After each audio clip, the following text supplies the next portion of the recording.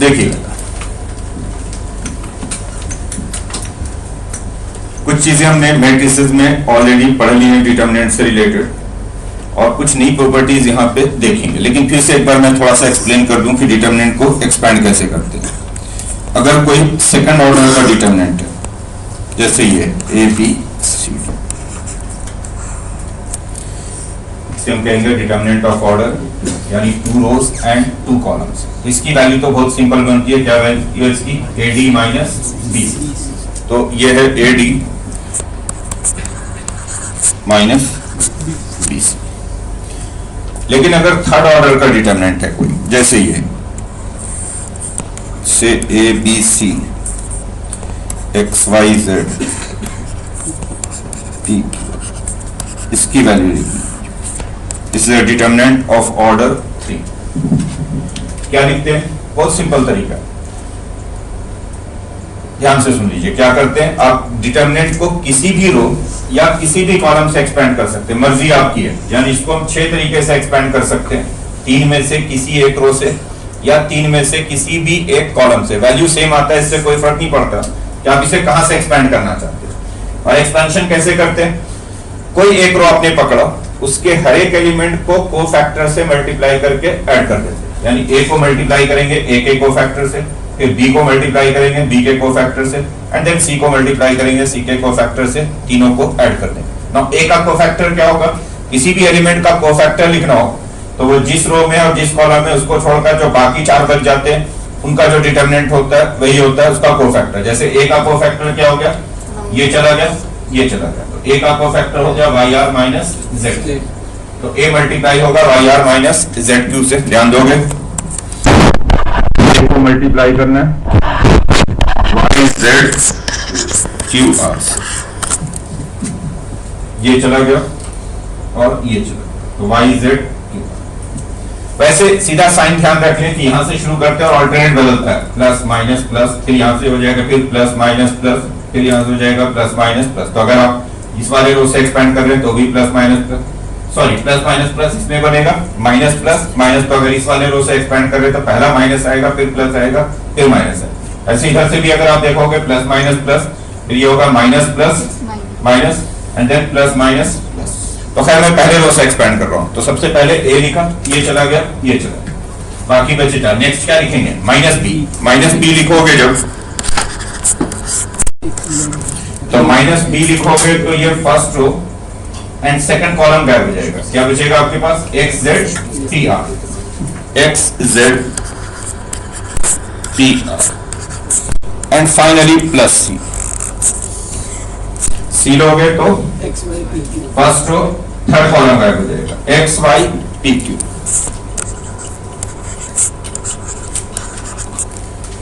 क्या बनेगा, A times Y R minus Q Z minus B times X R minus P Z plus C times X Q minus P Y.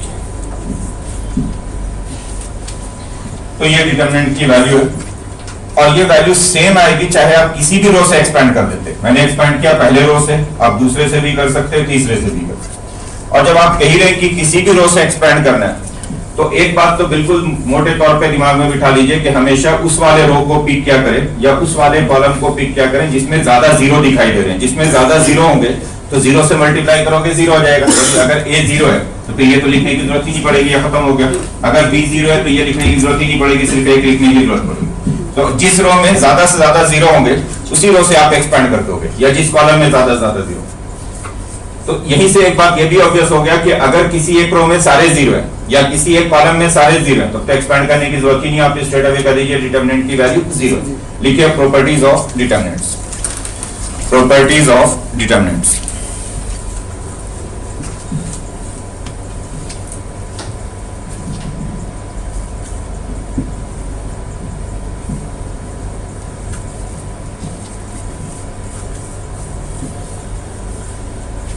पहली property तो यही लिख लें कि अगर किसी डिटरमिनेंट का कोई एक रो या कोई एक कॉलम कंप्लीटली जीरो, यानी उसके सारे के सारे एलिमेंट जीरो, तो फिर कुछ ना करें, स्ट्रेट अवे कर दें कि डिटरमिनेंट की वैल्यू जीरो। लिख लीजिए if any one row or any one column, if any one row or any one column of a determinant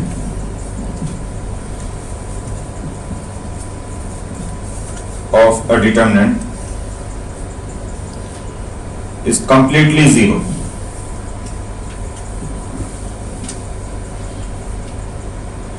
then the value of the determinant is zero. Then the value of the determinant is zero.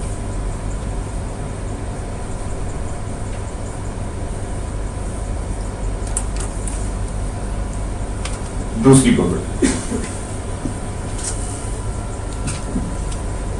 Determinant का कोई दो रो या कोई दो column अगर identical हो जाए, बिल्कुल सेम हो जाए, जैसे जो पहला रो दिख रहा है वही दूसरा रो दिख रहा है, या जो पहला कॉलम दिख रहा है वही तीसरा कॉलम दिख रहा है, अगर दो रो या दो कॉलम्स आइडेंटिकल हो तो भी एक्सपैंड ना करें, स्ट्रेट अवे कर दे, वैल्यू जीरो है. लिख लीजिए, इफ एनी टू रोज और any two columns, if any two rows और any two columns of a determinant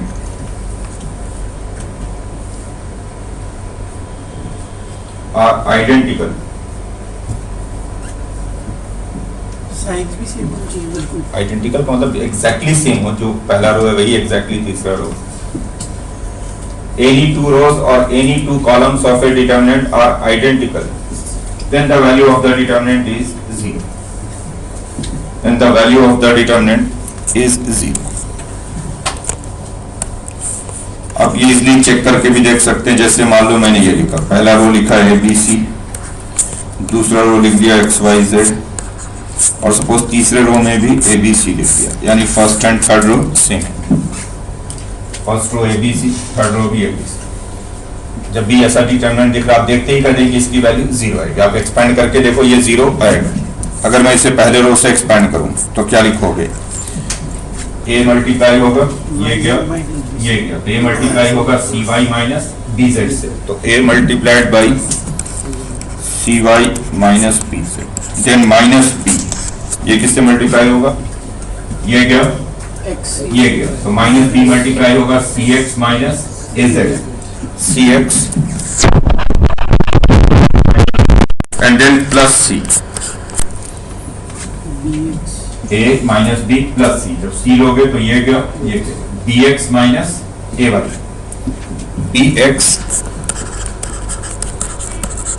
minus क्या बना ये, ACY minus ABZ minus BCX plus ABZ plus BCX minus ACY. देखो सारे कैंसिल हो गए, ACY minus ABZ plus ABZ minus BCX plus.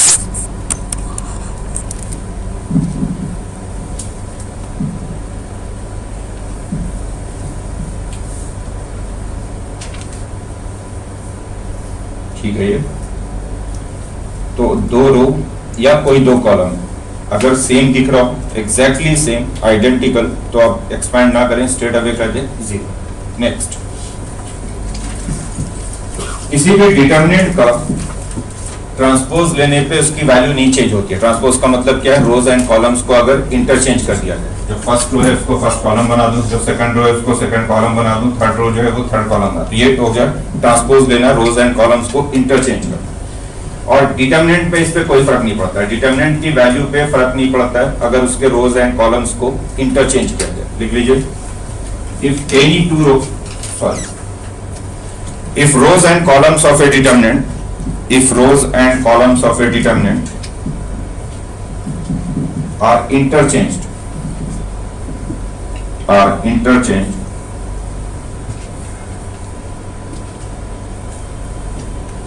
then the value of the determinant remains unchanged. The value of the determinant remains unchanged.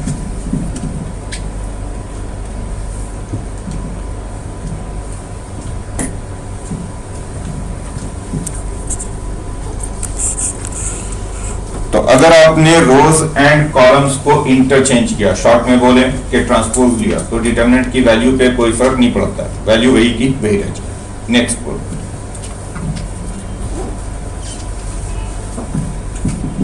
हुआ, कोई problem नहीं। अगर determinant के किसी भी दो रो या किसी भी दो कॉलम को इंटरचेंज किया जाए, मतलब आपने suppose first and second row को इंटरचेंज कर दिया, फर्स्ट रो की जगह पे सेकंड रो लिख दिया, सेकंड रो की जगह पे फर्स्ट रो लिख दिया, या फर्स्ट एंड थर्ड कॉलम को सपोज आपने इंटरचेंज कर दिया, फर्स्ट कॉलम को उठा के थर्ड की जगह पे रख दिया, थर्ड को फर्स्ट की जगह पे रख दिया। जब भी आप डिटरमिनेंट का कोई दो रो या कोई दो कॉलम इंटरचेंज करोगे, डिटरमिनेंट की वैल्यू पे फर्क नहीं पड़ेगा, बट साइन चेंज हो जाएगा। यानी पहले अगर वैल्यू 5 आ रही थी तो चेंज करने के बाद वैल्यू -5 हो जाएगी, या पहले -5 थी तो चेंज करने पे +5 हो जाएगी। और इसीलिए जब भी आप किसी दो रो या किसी दो कॉलम को इंटरचेंज करोगे तो साथ साथ साइन भी चेंज करोगे, तभी वो दोनों डिटरमिनेंट सेम होंगे। लिख लीजिए, इफ एनी टू रोज और any two columns, if any two rows or any two columns of a determinant are interchanged,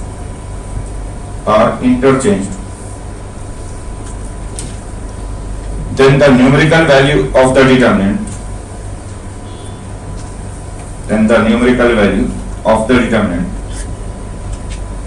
remains the same but sign changes. Numerical value remains the same but sign changes.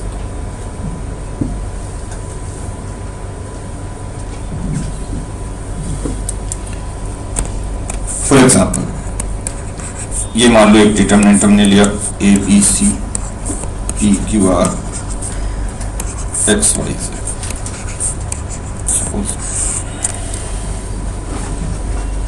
अगर मैं इसका suppose first and second row को interchange कर दूं, यानी P Q R को first की जगह पे रख दूं और एबीसी सेकंड में, यानी इसको ऐसे लिख दूं,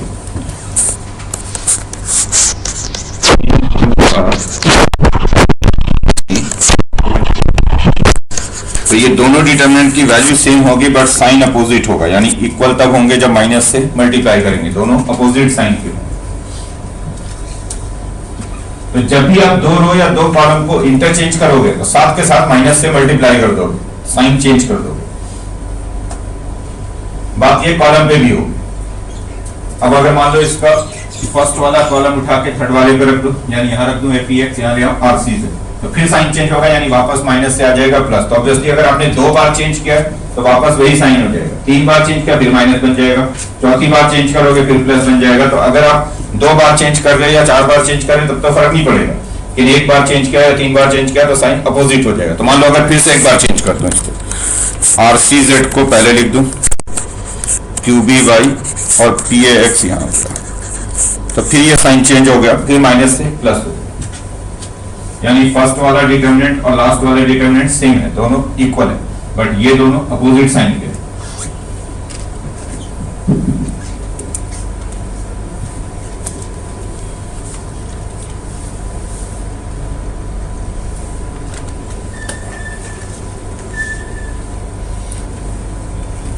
आप इजी चेक करके अगर देखोगे वैल्यू, तो जो इसकी वैल्यू है वही लास्ट वाले की, बट इन दोनों की वैल्यू देखोगे तो ये अपोजिट साइन कहेंगे। नेक्स्ट,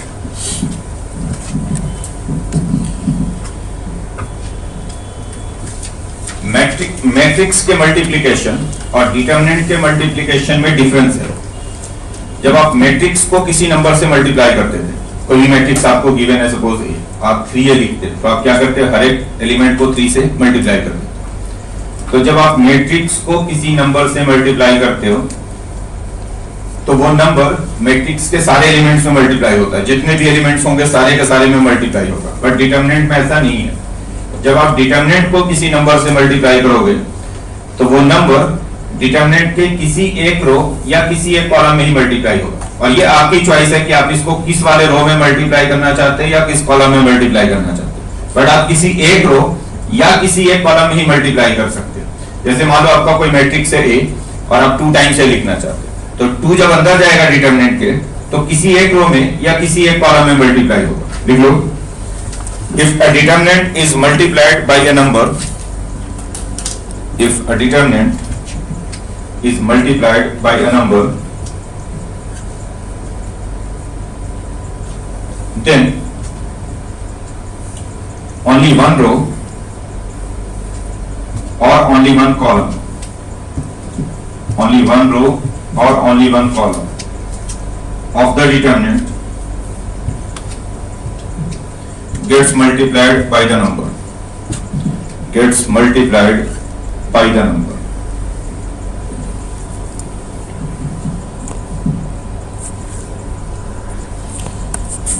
जैसे सपोज मैंने ये लिया A1, A2, A3, B1, B2, B3, ये एक डिटर्मिनेंट है। पहले रो में A1, A2, A3, दूसरे रो में B1, B2, B3, तीसरे रो में C1। और अब अगर मैं इसको किसी नंबर से मल्टीप्लाई कर रहा हूं, से इसको K से मल्टीप्लाई कर रहा हूं, determinant multiplied by the number K। तो जब इस K को अंदर ले जाओगे तो अगर ये मैट्रिक्स होता तब तो K सभी में मल्टीप्लाई होता। मैट्रिक्स में अगर K से मल्टीप्लाई कर रहे हैं तो सारे एलिमेंट K से मल्टीप्लाई होते हैं। डिटर्मिनेंट में ऐसा नहीं है, जब ये अंदर जाएगा तो एक रो में ही मल्टीप्लाई होगा या एक कॉलम में ही होगा। मर्जी आपकी है कि आप इसको कहां पे मल्टीप्लाई करना चाहते हैं।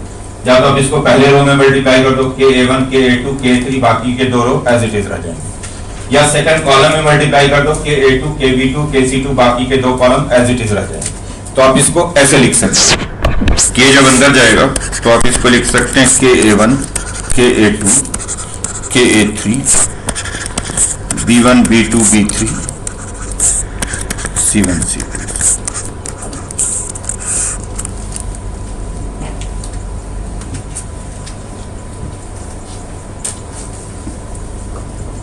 तो ऑब्वियसली इसका कन्वर्स भी ट्रू है। कन्वर्स का क्या मतलब है कि ये डिटर्मिनेंट अगर है तो मैं इसमें से K को बाहर निकालकर इसको ऐसे लिख सकता हूं। मतलब ये कि अगर डिटर्मिनेंट के किसी एक रो या किसी एक कॉलम में कुछ कॉमन फैक्टर दिख रहा हो तो आप उस फैक्टर को उठा के डिटर्मिनेंट के बाहर ला सकते हो। जैसे इसमें तीनों में K दिख रहा है तो आप K को निकाल के बाहर ऐसे लिख सकते हो, यानी K times A1, A2, A3, B1, B2, B3, C1, C2, C3 लिख सकते हो। तो अगर डिटर्मिनेंट के किसी भी एक रो या किसी भी एक कॉलम में कुछ कॉमन फैक्टर दिखे तो वो फैक्टर डिटर्मिनेंट का फैक्टर बन जाता है, यानी डिटर्मिनेंट के बाहर लाया जा सकता है उसको। लिख लीजिए इसी में आगे, तो लिख लो इसी, this means if any one row or any one column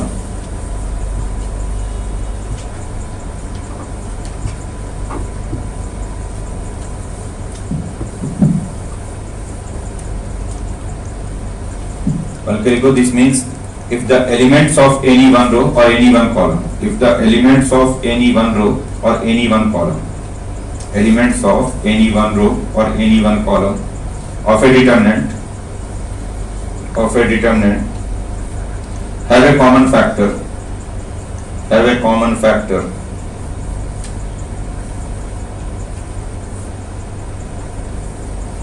then that factor can be taken out of the determinant. Then that factor can be taken out of the determinant. Taken out of the determinant. क्या बोल रहा हूं मैं? अब मैं अगर उल्टा लिखता हूं, ध्यान दीजिएगा। जैसे मान लो ये determinant KA1, KA2, KA3, LB1, LB2, LB3, MC1, MC2, MC3।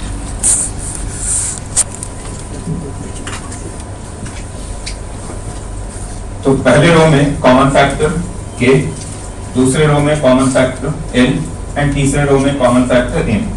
तो आप इनको डिटर्मिनेंट के बाहर निकाल सकते हो, यानी यहां से K कॉमन लो, पहले रो से, दूसरे से L, तीसरे से L। तो इसको ऐसे लिख सकते हो KL A1, A2, A3, B1, B2, B3, C1, C2।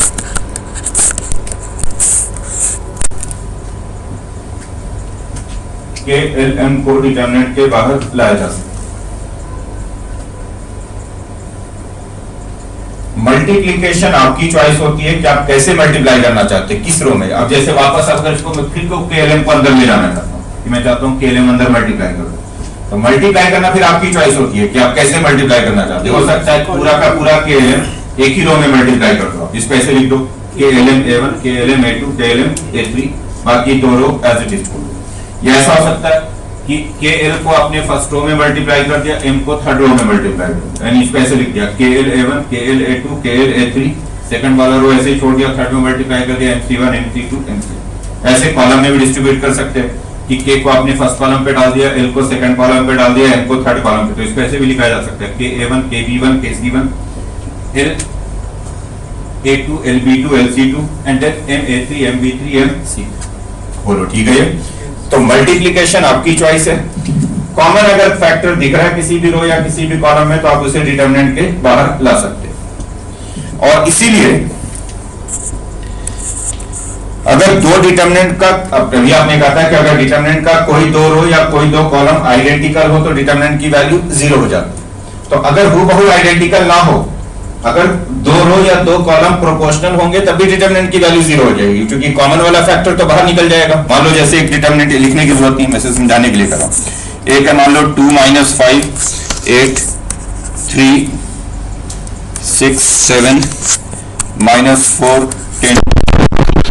अब जैसे ही तो हम स्ट्रेट अवे कर देंगे कि इस डिटरमिनेंट की वैल्यू 0 है, क्योंकि अगर मैं यहां से -2 कॉमन निकाल दूं थर्ड वाले रो से, क्योंकि -2 तो तीनों पे है ही है, तो -2 बाहर निकाल दो, तो -2 बाहर निकालेंगे तो फर्स्ट एंड थर्ड रो क्या हो जाएगा? आइडेंटिकल हो जाएगा। -2 कॉमन निकालोगे तो ये बन जाएगा 2, ये -5 और 8। First and third row identical है तो डिटरमिनेंट की वैल्यू 0। तो आप स्ट्रेट अवे कर सकते हैं कि ये 0 है। समझ में आ रही बात? नेक्स्ट,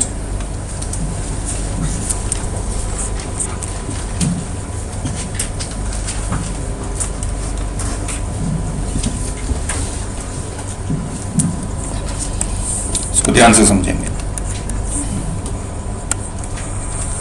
ये मैंने डिटरमिनेंट लिया A1 + A2,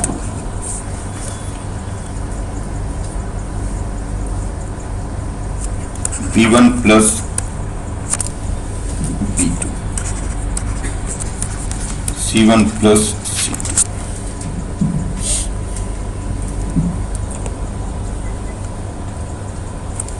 कैसे फिर से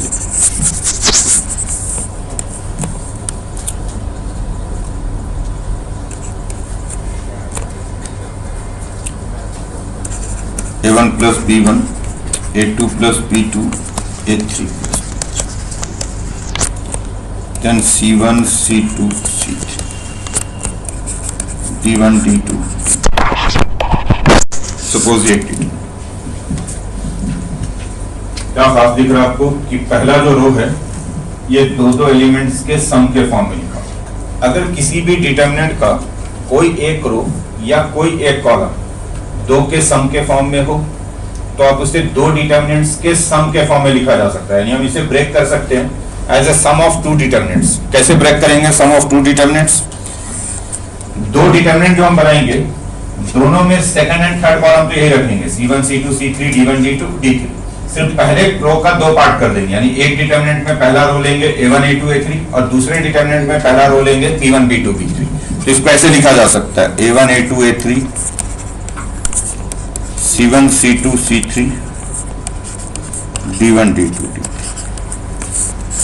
plus B1 B2 B3 C1 C2 C3 D1 D2।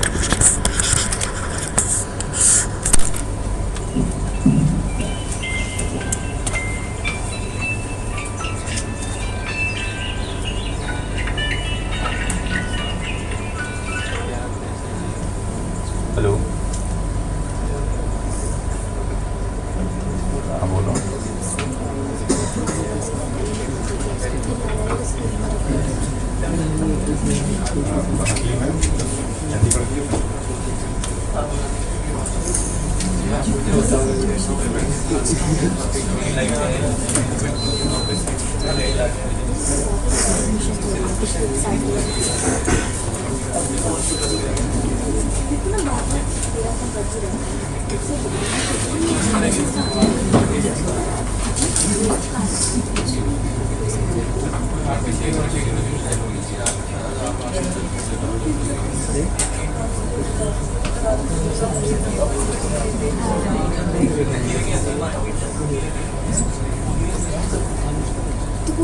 अभी इसी में बैठे बैठे जुकाम हो गया।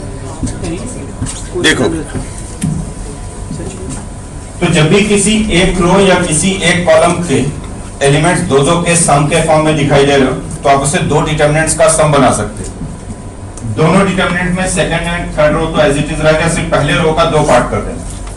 ऐसे ही अगर प्लस की जगह पे माइनस होता तो फिर दो डिटरमिनेंट्स का डिफरेंस लिख सकते हैं। यहाँ पे अगर a1 minus b1 a2 minus b2 a3 minus b3 होता तो यहाँ पे ये माइनस आ जाता।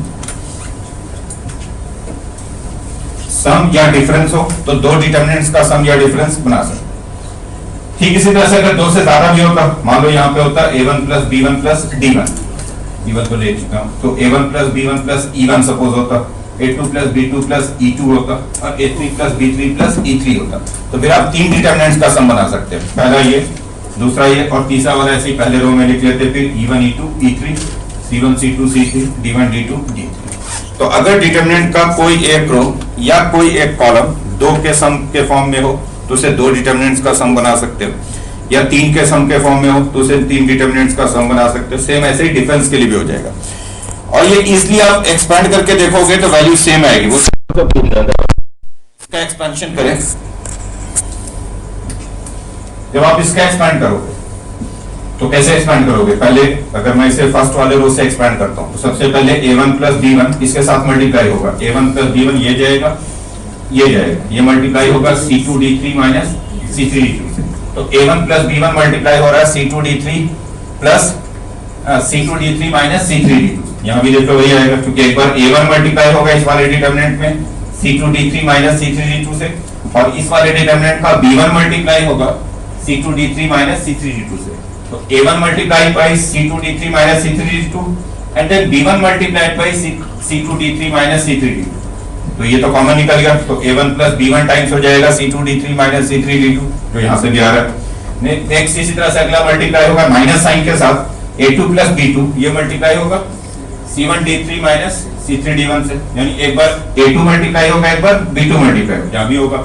देख लो एक बार a2 मल्टीप्लाई होगा, ये जाएगा c1d3 minus c3d1 से, और यहाँ एक बार b2 मल्टीप्लाई होगा c1d3 माइनस c3d1। तो इसका एक्सपेंशन और इन दोनों डिटरमिनेंट्स के एक्सपेंशंस का सम दोनों सेम चीज होगा, जो वहां से वैल्यू मिलने वाली है वही वैल्यू यहाँ से मिलने वाली है।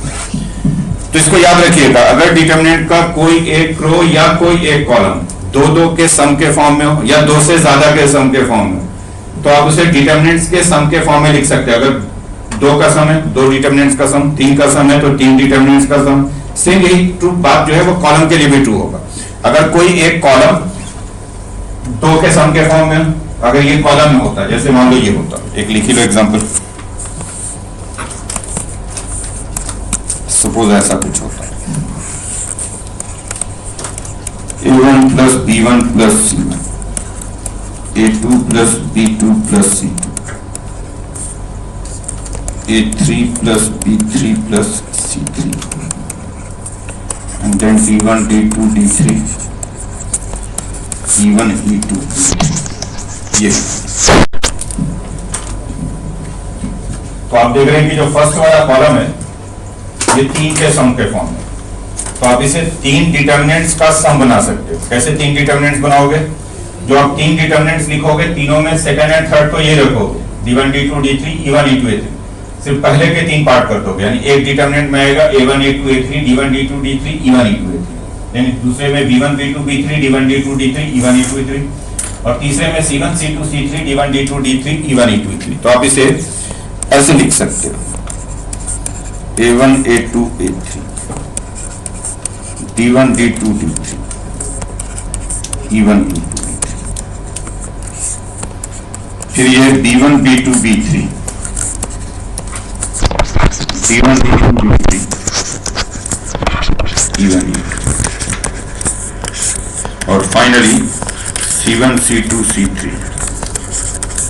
d1 d2 d3 e1 e2।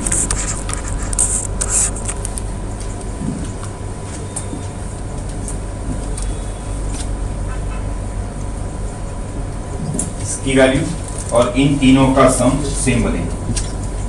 अगर प्लस की जगह पे माइनस होता है, जैसे ये तीनों प्लस की जगह पे माइनस होता है, यहाँ पे माइनस लिखोगे प्लस की जगह पे, नेक्स्ट प्रॉपर्टी, ये सबसे इंपॉर्टेंट प्रॉपर्टी है, सबसे ज्यादा यूज होने वाला है। डिटरमिनेंट के किसी भी रो को किसी दूसरे रो में ऐड किया जा सकता है या सब्ट्रैक्ट किया जा सकता है एज इट इज, या किसी नंबर से मल्टीप्लाई करके। इससे डिटरमिनेंट की वैल्यू पे कोई फर्क नहीं पड़ता, वैल्यू अनचेंज रह जाती है। जैसे फर्स्ट रो में आप सेकंड रो को ऐड कर दो, यानी R1 प्लस R2 लिख दो, या फर्स्ट रो में सेकंड रो को 5 से मल्टीप्लाई करके ऐड कर दो, R1 प्लस 5 R2 लिख दो। इस रिप्लेसमेंट के बाद जो वैल्यू आएगी और जो ओरिजिनल वैल्यू होगा वो दोनों सेम होगा। लिख लीजिए,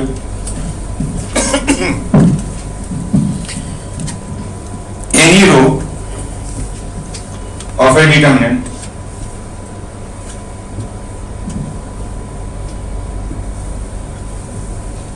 any row or any column, any row or any column of a determinant, any row or any column of a determinant can be added or subtracted, can be added or subtracted to any other row, to any other row or any other column, or any other column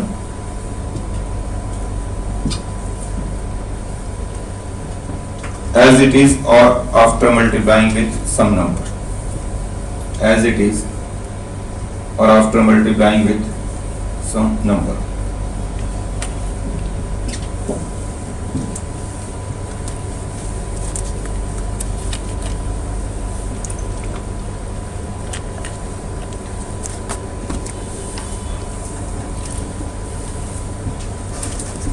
किसी भी रो में किसी दूसरे रो को add कर सकते हैं या सब्ट्रैक्ट कर सकते हैं एज इट इज, या किसी नंबर से मल्टीप्लाई करके। सेम यही कॉलम में भी, किसी भी कॉलम में किसी दूसरे कॉलम को ऐड या सब्ट्रैक्ट किया जा सकता है एज इट इज, या किसी नंबर से मल्टीप्लाई करके। इससे वैल्यू पे कोई फर्क नहीं पड़ता है।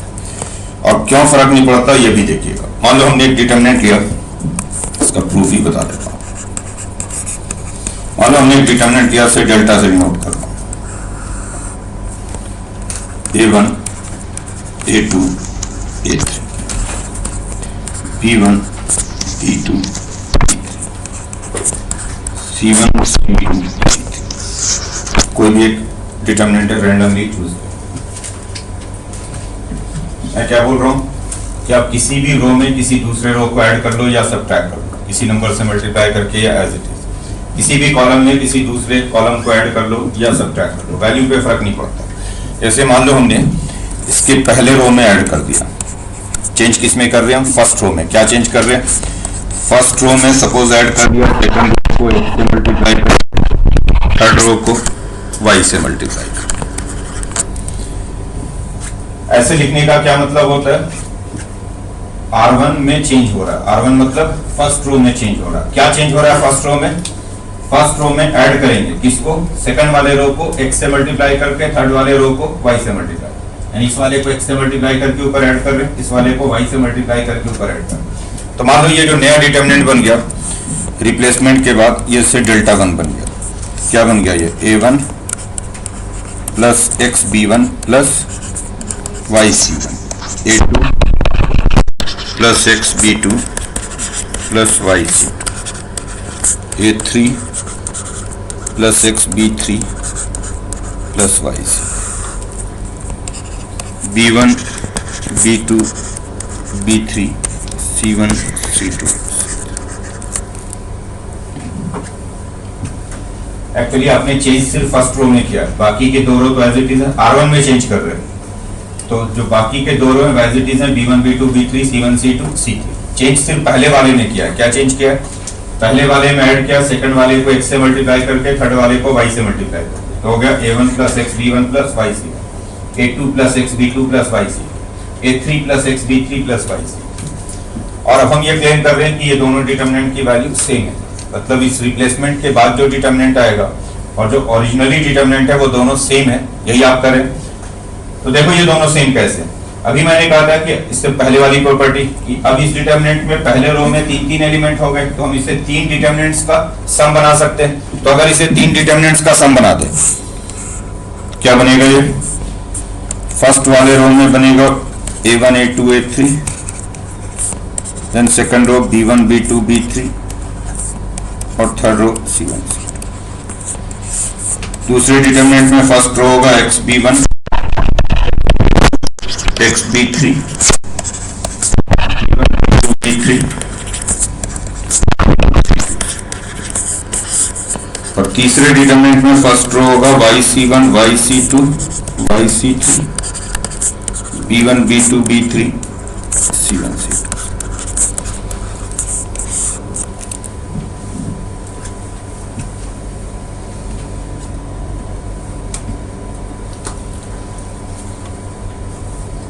सेकंड एंड थर्ड रो तो तीनों में सेम है, सिर्फ पहले वाले रो का आपने तीन पार्ट कर दिया।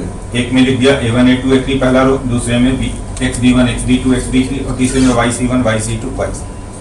अब ये तो हमारा ओरिजिनल वाला डिटरमिनेंट था A1 A2 A3 B1 B2 B3 C1 C2 C3, यानी ये ओरिजिनली जो डिटरमिनेंट था वो डेल्टा है। जो बाकी के दो हैं वो जीरो हो जाएंगे, वो इसलिए कि इसमें से x कॉमन निकल जाएगा और x कॉमन निकालेंगे तो first and second row identical है, यानी डिटरमिनेंट की वैल्यू जीरो। इसमें से y कॉमन निकल जाएगा तो फर्स्ट एंड थर्ड आइडेंटिकल हो जाएगा जीरो, तो नेक्स्ट टू जीरो। इसका मतलब है कि डेल्टा वन और जो ओरिजिनली डिटरमिनेंट था डेल्टा, वो दोनों सेम डिटरमिनेंट है, रिप्लेसमेंट पे कोई फर्क पड़ेगा नहीं।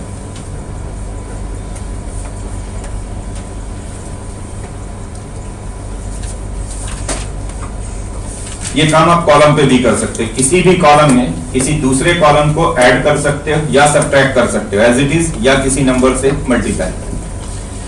अब ऐसा करेंगे क्यों, इन प्रॉपर्टीज का यूज क्या होगा? देखो मैट्रिक्स के अंदर तो हमें बहुत छोटी मोटी डिटरमिनेंट की जरूरत पड़ती थी जिसको हम डायरेक्टली एक्सपैंड कर देते थे और हमें वैल्यू मिल जाती। लेकिन इस चैप्टर के अंदर जो आपको डिटरमिनेंट्स मिलेंगे वो इतने सिंपल नहीं मिलेंगे कि आप सीधा एक्सपैंड कर दो और वैल्यू मिल जाएगी। अगर आपको लग रहा है कि सीधा एक्सपैंड करके वैल्यू मिल जाए तो ठीक है, आप एक्सपैंड कर लीजिए, लेकिन यूजुअली जो डिटरमिनेंट होंगे वो अगर आप एक्सपैंड करने जाओगे स्ट्रेट अवे तो बहुत लेंथी कैलकुलेशन हो जाएगी, मतलब आप उलझ के रह जाओगे। और कई बार तो पेपर पे लिखा ही होता है कि आप एक्सपैंड किए बिना वैल्यू बताएं, यानी पेपर पे लिखा होगा find the value of the determinant without expanding the determinant, तो ये भी लिखा होता है। नहीं भी लिखा हुआ है तभी आप हो सकता है कि एक्सपैंड करने जाओगे तो बहुत लेंथी हो रहा होगा। तो हम क्या करते हैं कि इन प्रॉपर्टीज का यूज करके पहले डिटरमिनेंट को जितना सिंपल बना सकते हैं वो बनाने की कोशिश करते हैं एक्सपेंशन से पहले, यानी एक्सपेंशन से पहले हम ये कोशिश करते हैं कि डिटरमिनेंट को थोड़ा सिंपल बना दें। और अब कैसे यूज करेंगे, बस यही प्रॉपर्टी ज्यादा यूज होगी कि आप किसी भी रो में किसी दूसरे रो को ऐड कर सकते हो, किसी भी कॉलम में किसी दूसरे कॉलम को ऐड कर सकते हो या सब्ट्रैक्ट कर सकते हो। इस प्रॉपर्टी की मदद से आपको करना क्या है, पहले तो आप ये कोशिश कीजिए कि अगर इस प्रॉपर्टी की मदद से अगर हमने किसी एक रो या किसी एक कॉलम के सारे एलिमेंट जीरो बना दिए, अगर किसी एक रो या किसी एक कॉलम के सारे एलिमेंट जीरो बना दिए तो हम स्ट्रेट अवे कह देंगे कि डिटरमिनेंट की वैल्यू जीरो है, फिर एक्सपेंड करने की जरूरत ही नहीं पड़ेगी। तो पहले तो हम यही कोशिश करते हैं कि अगर पॉसिबल है तो कोई एक रो या कोई एक कॉलम पूरा पूरा जीरो बना दे। लेकिन ये हमेशा पॉसिबल नहीं होगा कि कोई एक रो या कोई एक कॉलम पूरा पूरा जीरो हो ही जाए, वो तो तभी हो रहा होगा ना जब डिटरमिनेंट की वैल्यू जीरो होगी, हर डिटरमिनेंट की वैल्यू जीरो तो होगी नहीं। अगर ये पॉसिबल नहीं है तो कई बार ऐसा लगेगा, ऐसा कर सकते हैं कि किसी दो रो या किसी दो कॉलम को आइडेंटिकल बना दें, यानी पहला रो और दूसरा रो सेम हो जाए या पहला कॉलम और तीसरा कॉलम सेम हो जाए। अगर दो रो या दो कॉलम आइडेंटिकल हो जाए तो भी डिटरमिनेंट की वैल्यू जीरो हो जाएगी। अगर ये भी नहीं कर पा रहे कि ये दो बातें तो तभी होंगी जब डिटरमिनेंट की वैल्यू जीरो हो रही होगी, हर डिटरमिनेंट की वैल्यू तो जीरो होगी नहीं। तो फिर हम क्या करेंगे कि किसी एक रो या किसी एक कॉलम में ज्यादा से ज्यादा जीरो लाने की कोशिश करेंगे। मतलब अगर तीनों जीरो नहीं ला पा रहे हैं तो दो भी जीरो ले आए तो कैलकुलेशन हमारी आसान हो जाएगी, क्योंकि तीन में से दो एलिमेंट जीरो है तो एक्सपेंशन आसान हो जाता है। ये भी नहीं कर पा रहे तो पहले हम क्या करते हैं कि किसी रो या किसी कॉलम में कुछ कॉमन फैक्टर बनाने की कोशिश करते हैं, क्योंकि अगर किसी रो या किसी कॉलम में कुछ कॉमन फैक्टर बन गया तो वो तो सीधा सीधा डिटरमिनेंट के बाहर आ जाएगा, तो डिटरमिनेंट जो अंदर बचेगा वो थोड़ा सिंपल हो जाएगा। आइडिया क्या है, जब भी आप कोई ट्रांसफॉर्मेशन लगा रहे हो ये वाला, और ये ट्रांसफॉर्मेशन है क्या, किसी भी रो में किसी दूसरे रो को ऐड कर सकते हैं या सब्ट्रैक्ट कर सकते हैं एज इट इज, या नंबर से मल्टीप्लाई करके किसी भी कॉलम में किसी दूसरे कॉलम को ऐड कर सकते हैं या सब्ट्रैक्ट कर सकते हैं एज इट इज, या किसी नंबर से मल्टीप्लाई करके। जब भी आप ट्रांसफॉर्मेशन लगा रहे हैं तो पहले माइंड में लगाओ फिर कॉपी पे लिखो, मतलब ऐसे रैंडमली ट्रांसफॉर्मेशन नहीं लगाना। पहले आप ट्रांसफॉर्मेशन सोचिए कि अगर इसको लगाएंगे तो इससे फायदा क्या होगा, मतलब ऐसे तो नहीं कि लिखते चले जाए। पहले सोचिए कि अगर ऐसा करेंगे तो उससे क्या फायदा होगा, तो माइंड में सोचो, दिख रहा है आपको कि अगर ऐसा करने से कोई एक रो या कोई एक कॉलम कंप्लीटली जीरो हो जाएगा तो आप लगाएं। अगर लग रहा है कि ट्रांसफॉर्मेशन लगाने से दो रो या दो कॉलम आइडेंटिकल हो जाएंगी तो जीरो हो जाएगा, या अगर आपको लग रहा है कि ऐसा करने से किसी रो या किसी कॉलम में कुछ कॉमन फैक्टर बन जाएगा तो आप ट्रांसफॉर्मेशन लगा के उस कॉमन फैक्टर को बाहर कर लें। इनिशियली आपको ये चैप्टर थोड़ा मुश्किल लग सकता है जब तक कि आप ट्रांसफॉर्मेशन लगाने के यूज टू ना हो जाए, और उसके लिए आपको थोड़ी प्रैक्टिस करनी पड़ेगी, इसलिए डीपीएस अभी पहले दिन ही दे दी गई आपको, और ये बोर्ड लेवल वाली डीपीएस है। ज्यादा से ज्यादा प्रैक्टिस करोगे साथ साथ एनसीईआरटी के साथ, तो फिर वो धीरे धीरे आपको आइडिया लगने लगता है कि ट्रांसफॉर्मेशन कैसे लगानी है। इनिशियली शुरू के 4 प्रॉब्लम में 5 प्रॉब्लम में आपको थोड़ी सी दिक्कत हो सकती है, कैसा कैसे सोचेंगे, बट वो मैं कह रहा हूं कि सोचना है, लिखना कम है, पहले सोचना है ट्रांसफॉर्मेशन लगाने से पहले। जैसे लिखिए क्वेश्चन,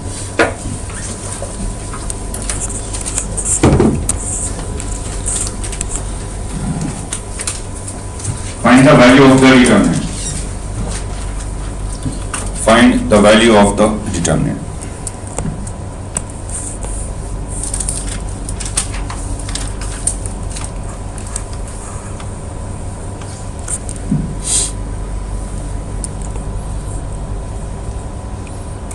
A, B, C,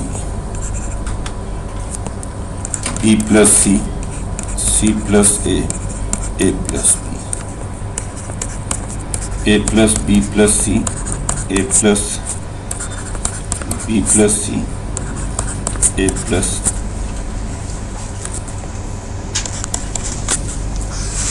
इस डिटर्मिनेंट की वैल्यू होती है। जीरो। कैसे? वो कॉलम 1 को कॉलम 2 में ऐड कर देंगे तो फिर वो तो बड़ा ऑब्वियस दिख रहा है कि आप कॉलम 1 में अगर कॉलम 2 को ऐड कर दो, यानी आप पहले कॉलम में चेंज कर दो या दूसरे कॉलम में चेंज कर दो, या एक ही बात है, आप या तो कॉलम 1 में कॉलम 2 को ऐड कर दो या कॉलम 2 में कॉलम 1 को ऐड कर दो। तो हम सेकंड वाले कॉलम में चेंज करते हैं। क्या चेंज कर दें? सेकंड वाले कॉलम में ऐड कर दें फर्स्ट कॉलम को, तो यहाँ भी वही आ जाएगा, a plus b plus c, a plus b plus c, a plus b, यानी सेकंड एंड थर्ड आइडेंटिकल हो जाएंगे। तो हम स्ट्रेट अवे कर देंगे डिटरमिनेंट की वैल्यू 0। तो चेंज करेंगे हम सेकंड कॉलम में, C2 का मतलब है कॉलम 2। क्या चेंज कर रहे हैं? सेकंड कॉलम में ऐड कर रहे हैं। पहला वाला कॉलम हमने कुछ नहीं किया, एज इट इज छोड़ दिया। सेकंड में ऐड कर रहे हैं फर्स्ट को, तो a plus b plus c, a plus b plus c, a plus b, यहां भी वही।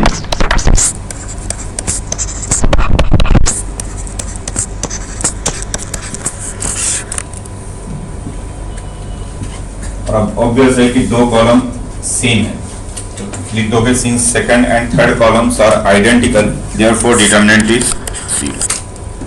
तो एक्सपैंड करने की जरूरत ही नहीं पड़ी, आपने बिना एक्सपैंड किए वैल्यू बता दिया कि 0 आएगा।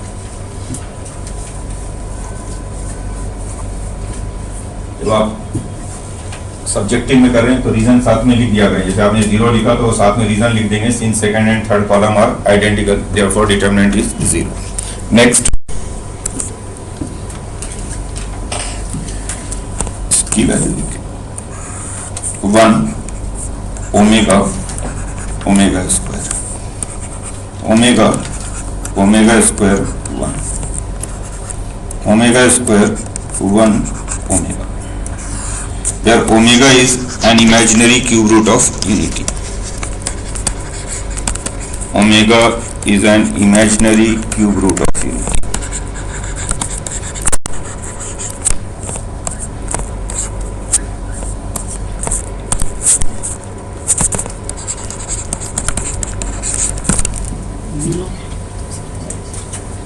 ऐसे कर दो फिर उसमें बस भी कर दो R1 में से तो R2 बिकॉज R2 के साथ ही तो एक पर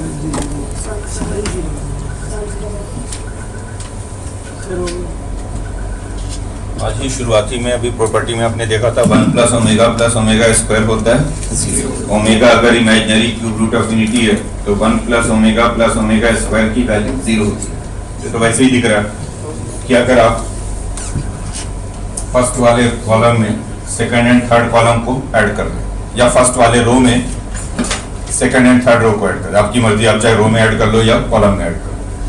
अगर रो में कॉलम में ऐड कर रहे हैं तो पहले कॉलम में यहाँ पे आ जाएगा 1 प्लस ओमेगा स्क्वायर जो 0 हो गया, यहाँ भी आ जाएगा 1 प्लस ओमेगा स्क्वायर 0 हो गया, यहाँ भी 1 प्लस ओमेगा प्लस, यानी पहला कॉलम कंप्लीटली 0 हो जाएगा। और अगर कोई एक रो या कोई एक कॉलम कंप्लीटली जीरो हो गया तो डिटरमिनेंट की वैल्यू जीरो। तो आप फिर वैसे ही चेंज कर लें, पहले कॉलम में चेंज कर रहे हैं। क्या चेंज कर रहे हैं? C1 plus C2 plus C। First column में सेकंड और थर्ड कॉलम को ऐड कर दे रहे हैं। तो पहला कॉलम बन जाएगा 1 plus omega plus omega square, यहाँ भी वही हो जाएगा 1 प्लस ओमेगा स्क्वायर, यहाँ भी 1 प्लस ओमेगा। बाकी की दो कॉलम सेम रहते हैं।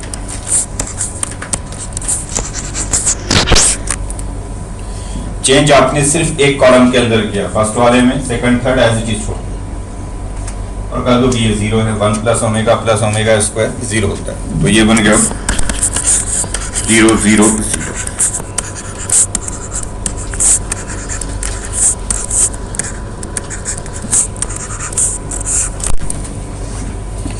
और चूंकि पूरा एक कॉलम जीरो हो गया, यानी डिटरमिनेंट की वैल्यू जीरो। समझ में आई बात? नेक्स्ट लिखिए, find the value of the determinant.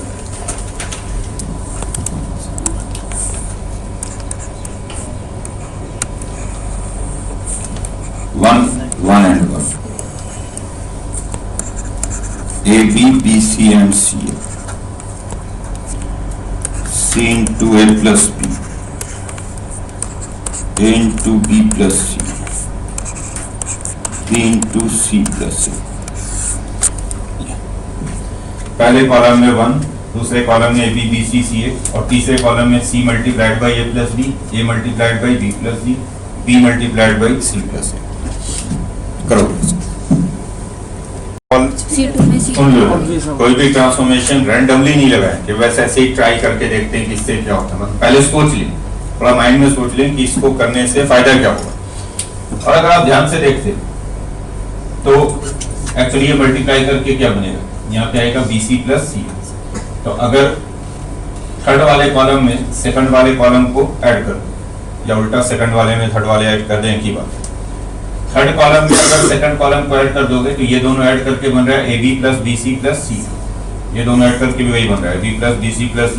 ये दोनों ऐड करके भी तो अगर थर्ड में सेकंड को ऐड कर देंगे तो थर्ड के तीनों एलिमेंट हो जाएंगे AB plus BC plus C। और जब तीनों सेम हो जाएंगे तो वो कॉमन लिया जा सकता है। तो AB plus BC plus C को हम डिटरमिनेंट के बाहर ला सकते हैं। और जब डिटरमिनेंट के बाहर कॉमन ले लेंगे तो यहाँ पे फिर 1 1 1 बचेगा, यानी फर्स्ट एंड थर्ड आइडेंटिकल हो जाएगा, इसलिए डिटरमिनेंट की वैल्यू 0 हो जाएगी। तो आप क्या करें, थर्ड वाले कॉलम में चेंज करें, C3 में। C3 में ऐड कर रहे C2 को। आप उल्टा भी कर सकते हैं, C2 में चेंज करें C2 प्लस C3, एक ही बात है। तो फर्स्ट में हमने कोई चेंज नहीं किया, एज इट इज। सेकंड में भी कोई चेंज नहीं किया, A, B, B, C and C। सिर्फ थर्ड में चेंज कर रहे हैं, थर्ड में सेकंड वाले को ऐड कर रहे हैं। तो यहाँ हो गया AB plus BC plus C, यहाँ भी वही आ जाएगा AB plus BC plus and then again AB plus BC plus.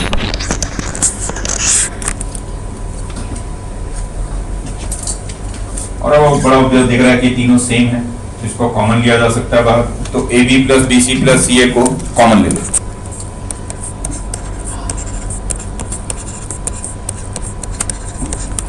Common लेंगे तो 1 1 and 1, AB BC CA and again 1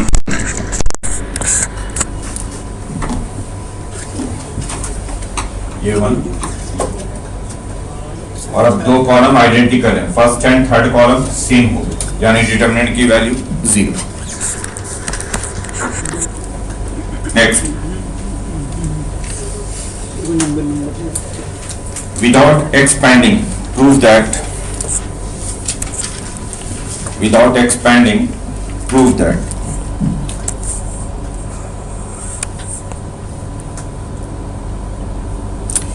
AX BY C से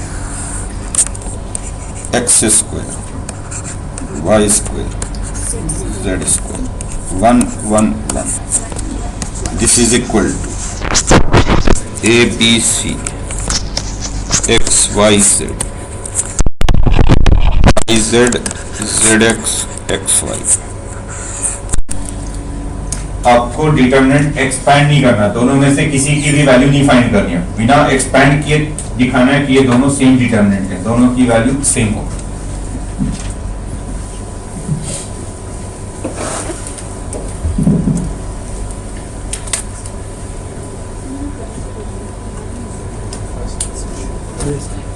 ध्यान से देखें, अगर इसका लेफ्ट हैंड साइड लेके चलो, left hand side ax b1 cz x square y square z 1 1 and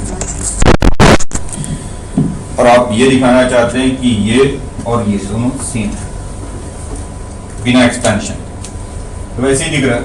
अगर इसका पहला कॉलम देखो तो ax yz है, यहाँ ax x स्क्वायर 1 है, यहाँ पे a चाहिए, यहाँ पे x चाहिए, इसलिए आप पहले वाले कॉलम से x कॉमन निकाल दो, x कॉमन निकाल दोगे तो यहाँ a हो जाएगा, यहाँ x हो जाएगा, यहाँ 1/x हो जाएगा, x कॉमन निकालने का x से डिवाइड कर। ऐसे ही दूसरे कॉलम से y कॉमन निकाल दो तो यहाँ b आ जाएगा, वहाँ y आ जाएगा, तो चलिए by।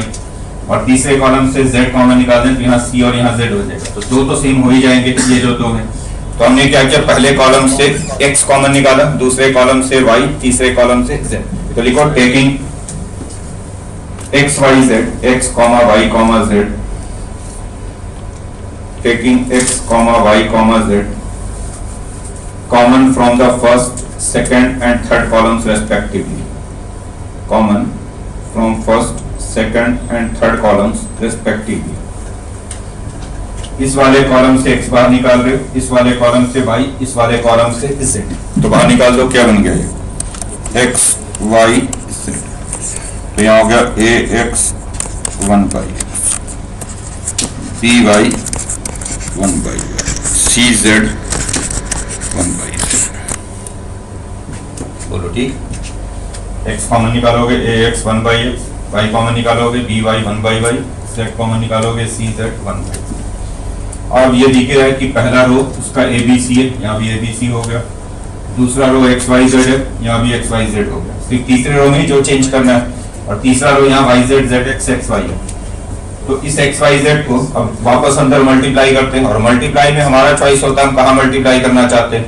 तो ये दो रो तो वही रखना है, इसको तीसरे रो में मल्टीप्लाई कर दिया xyz को, तो लिखो multiplying xyz to the third row. xyz को अगर थर्ड वाले रो में मल्टीप्लाई कर दो तो abc xyz रो में मल्टीप्लाई करोगे तो यहाँ yz zx, और आप देख सकते हैं ये right hand side.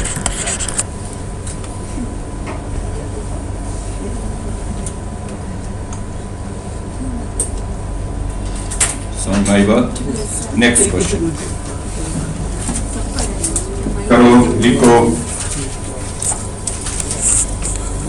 Find the value of the determinant.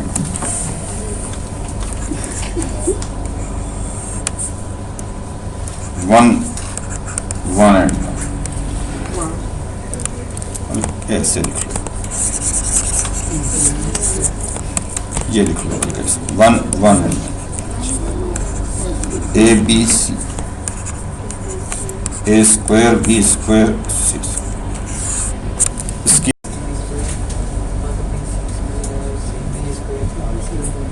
C square plus minus सी।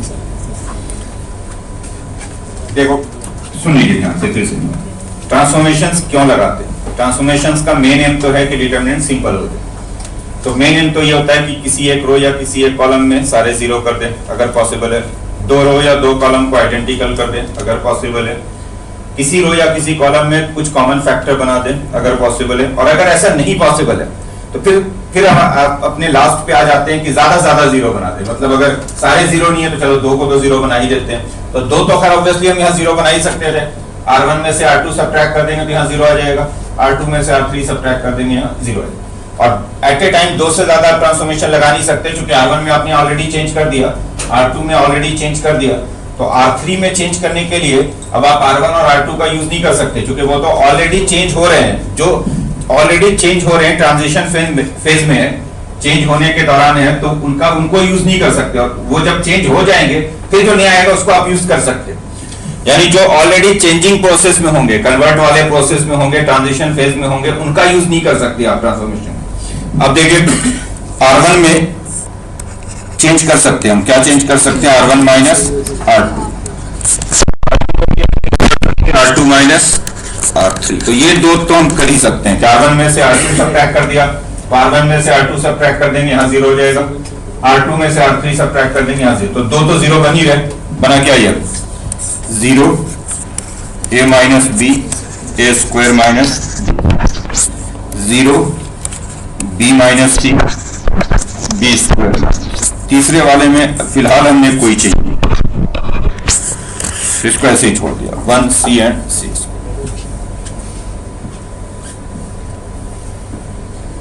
इससे दो फायदा हो गया, एक तो ये हो गया कि दो 0 बन गए, और दूसरा कॉमन भी निकल रहा, क्योंकि अब देखो इसका फैक्टर बन जाएगा A square minus B square का फैक्टर हो जाएगा a minus B into A plus B. इस वाले रो से कॉमन निकल जाएगा a माइनस बी, इसका फैक्टर हो जाएगा b minus C B plus C. इस वाले रो से कॉमन निकल जाएगा b माइनस सी। तो a माइनस बी और b माइनस सी को कॉमन निकाल दो डिटरमिनेंट के बाहर। तो अब ये हो गया 0 1 a plus B, 0 1 b plus C. Third वाला तो भी फिलहाल ऐसे ही छोड़ा, 1।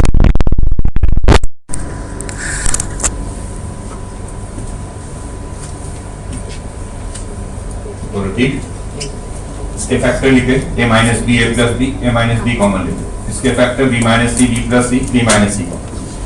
और अब तो वैसे ही दिख गया, क्योंकि पहले कॉलम में दो 0 है, तो जब हम इसे पहले कॉलम से एक्सपेंड करेंगे तो सिर्फ 1 का कोफैक्टर लिखना पड़ेगा, ये चला जाएगा, ये चला जाएगा, और 1 का कोफैक्टर क्या आएगा? 1 मल्टीप्लाई होगा b प्लस सी, और इधर से minus minus a minus b।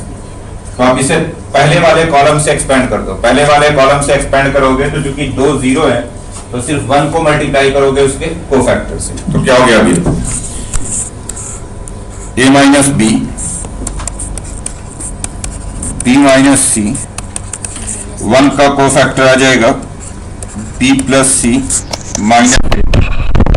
ठीक है, ये वाला जो 1 है इसका कोफैक्टर लोगे तो ये चला गया, ये गायब हो गए, मिला क्या आपको? b प्लस सी, और इधर से minus minus a minus b। तो ये b भी होगा। फाइनली क्या मिल गया आपको? a minus B, b minus C, c minus. ये आंसर है, a minus B, b minus C, c minus. ठीक है। ये next question,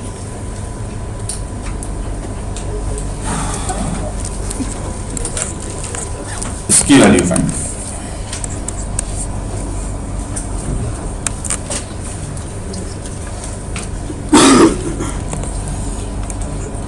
one and 1 x y and z, x cube y cube and z cube.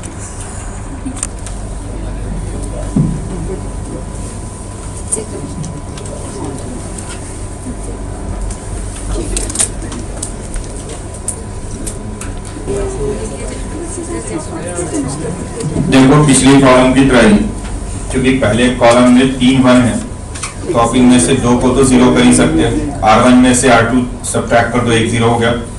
R2 में से R3 subtract कर दो, दूसरा 0 हो गया। तो 2 तो वैसे ही 0 कर दो। R1 में चेंज करेंगे R1 minus R2, and then R2 में चेंज R2 माइनस R3। देखो इधर, ध्यान दो इधर, फर्स्ट रो में से second row, and then second row में से third row subtract. 0 x minus Y, x cube minus Y cube, 0 y minus Z, Y cube minus Z cube, and then 1 z and z।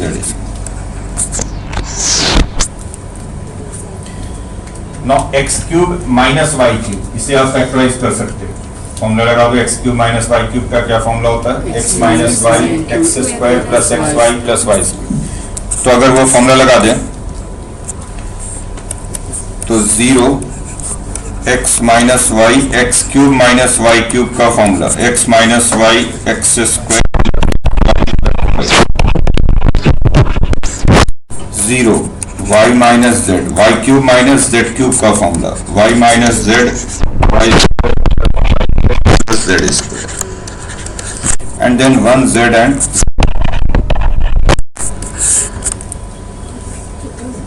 और आप common ले सकते हैं पहले रो से x minus Y दूसरे रो से y माइनस जेड कॉमन निकाल दो x minus y and y minus Z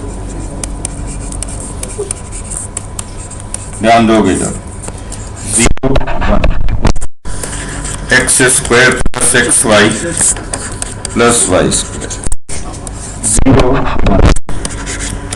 Y square plus y z plus z square and finally 1 z and z cube.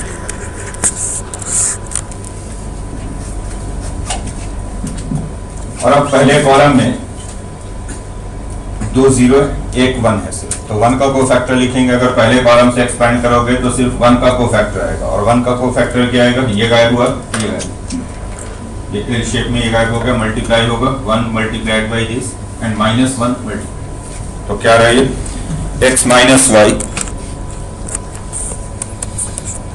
x minus y y minus जो पहले column में 1 है जो पहले column का 1 है उसका कोफैक्टर लिख रहे हो तो ये होगा y square plus y z plus z square x y minus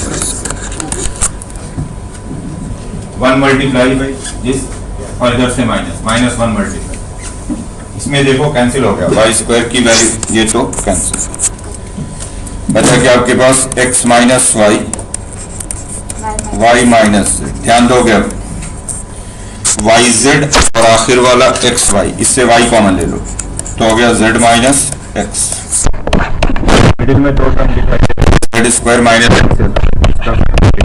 minus x into z plus x तो अब z माइनस एक्स भी कॉमन है x minus y y minus z z minus bracket के अंदर रह गया y plus z plus x यानी x plus y plus z तो ये answer x minus y y minus z z minus x x plus y plus next question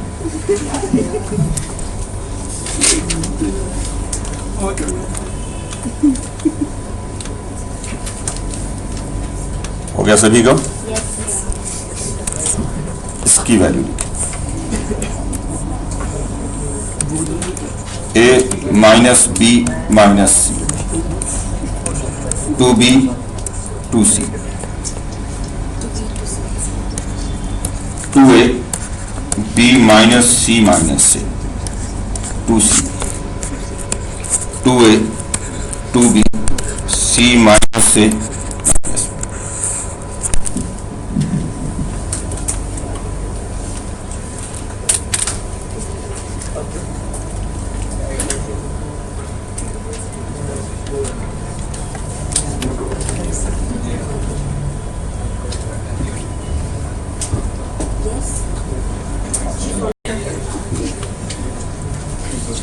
अभी मैं फिर से बोल रहा हूँ पहले आप ध्यान से एक बार देखा करें डिटरमिनेंट को कि क्या ट्रांसफॉर्मेशन लगाएं तो हमें फायदा हो तो एक चीज अगर आप ध्यान से देखते तो ये 3 ऐड करके बन रहे a प्लस बी प्लस सी अगर ये 3 ऐड करोगे तो वैसे ये 3 ऐड करके भी बनेंगे a plus B plus C और ये 3 ऐड करके भी a प्लस बी प्लस सी देख लो a माइनस बी माइनस सी था उसमें 2b एंड 2c ऐड कर दो तो a प्लस बी यहाँ भी a plus B plus c यहाँ भी मतलब ये कि अगर पहले वाले रो में ऐड कर दें सेकंड और थर्ड रो को तो पहले रो में तीनों एलिमेंट सेम बन जाएंगे क्या बन जाएगा a plus B plus c तो हमने फर्स्ट रो में चेंज किया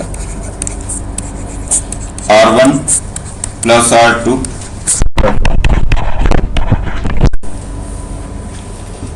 फर्स्ट रो में सेकंड एंड थर्ड रो को ऐड कर दो a plus B plus c a plus B plus a plus B plus जो बाकी के दो रो हैं वो एज इट इज छोड़ दिए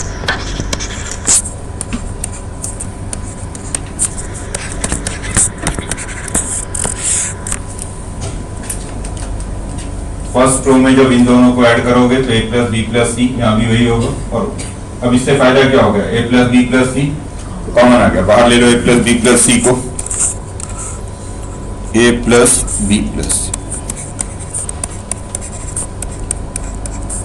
कॉमन लेने के बाद ये 1 1 है, 2b b minus C minus 2b, 2c सी माइनस। अब क्या करेंगे, क्योंकि पहले रो में 3 1 है तो वैसे ही 2 को 0 बना देंगे। यानी क्या करोगे, C1 में से C2 सब्ट्रैक्ट कर दो, यहाँ 0 आ जाएगा। C2 में से C3 सब्ट्रैक्ट कर दो, यहाँ 0। 3 में से 2 को 0 बना, पहले कॉलम में से सब्ट्रैक्ट कर दो सेकंड कॉलम, और सेकंड कॉलम में से सब्ट्रैक्ट कर दो थर्ड कॉलम। वैसे एक से ही काम चल जाएगा, 2 0 तो वैसे ही बन जा रहे हैं, छोड़। क्योंकि जब हम फर्स्ट में से सेकंड सब्ट्रैक्ट करेंगे तो 2 तो वैसे ही 0 बन जाएगा, ये 0 बन जाएगा और ये 0, क्योंकि 1 माइनस 1 0 हो रहा है, 2c माइनस 2c 0, तो 2 तो एट ए टाइम 0 बन ही जा रहे हैं, तो तीसरा ट्रांसफॉर्मेशन लगाने की जरूरत ही नहीं। तो फर्स्ट कॉलम में से सेकंड कॉलम को सब्ट्रैक्ट कर रहे हैं, क्या मिलेगा आपको, a प्लस बी प्लस सी।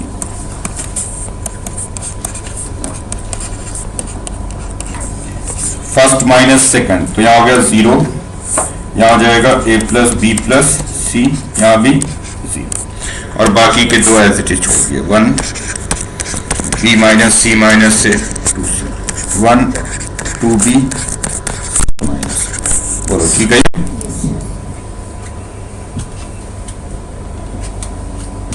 ठीक है नहीं, फर्स्ट माइनस। और अब इसको इजीली एक्सपेंड कर सकते हैं, क्योंकि पहले वाले कॉलम में 2 0 है, तो सिर्फ इसी का कोफैक्टर लिखना पड़ेगा, a प्लस बी प्लस सी का, बाकी 2 तो 0, इसका कोफैक्टर लिख दो, तो क्या हो जाएगा ये, a plus B plus C. और अब आप डिटरमिनेंट का एक्सपेंशन लिख रहे हो, कि किधर से एक्सपेंशन लिख रहे हो, पहले वाले कॉलम से, तो क्या लिखते हैं, पॉजिटिव नेगेटिव पॉजिटिव, ये माइनस वाले पोजीशन पे, तो लेंगे minus a plus B plus C, ये गायब हो जाएगा, ये वाला और ये वाला, ये मल्टीप्लाई होगा 1 इसके साथ और ये 2c इसके साथ माइनस साइन के साथ, तो क्या हो गया ये, minus a plus B plus c, and then हो गया c minus a minus b minus 2c। बोलो सही है, ध्यान से देखोगे, ये पॉजिटिव नेगेटिव पॉजिटिव लेते हैं तो 2 तो 0 है, ये दोनों तो लिखने की जरूरत ही नहीं बचा, ये नेगेटिव लेते हैं तो minus a plus B plus C, हाँ इसका कोफैक्टर ये गया और ये गया, बचा कौन सा, 1 1 2c c minus a minus, 1 को मल्टीप्लाई किया इसके साथ c minus a minus b, और 2c को 1 के साथ, तो माइनस 2c। बोलो ठीक है, क्या हो गया अब ये, a plus B plus C, अंदर minus a plus B plus C, और minus a minus B minus C. बोलो ठीक है, ये इसमें से भी माइनस कॉमन निकालें तो ये माइनस माइनस हो जाएगा प्लस, यानी 3 बार हो जाएगा a plus B plus c, तो a plus B plus c whole cube.